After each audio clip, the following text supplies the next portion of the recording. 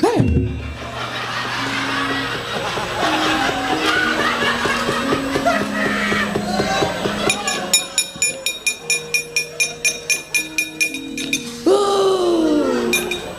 kok kaget. Lah wong sing jeneng wong kaget ki ora nyono-nyono kok teratapan dhewe kok.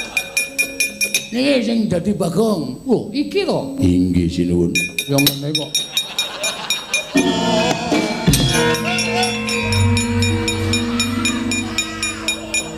Lho piye? Piye-piye jengkolmu kowe? Daratane iki kono kok mlayune rono. Tambah jero.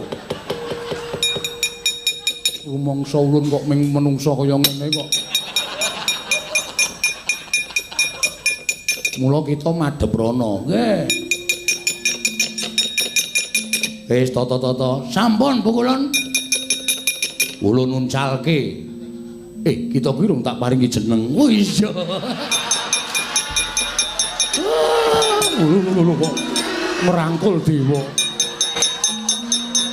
Lakon kok lali. Ulun paringi tetengel begawan Godo Githik. Jare bagus, pendhita ning ngenom bagus. Ya ora masalah.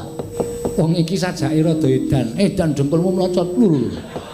Karo ratu kok ngunake dengkulmu. Kowe iki sapa? Pendhita Kleang Kabur Kanginan. Mendung kebaraten ngendi tibane?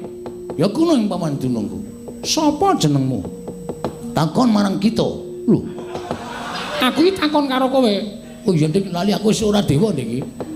Takon marang aku. Ya, Begawan Godo Githik.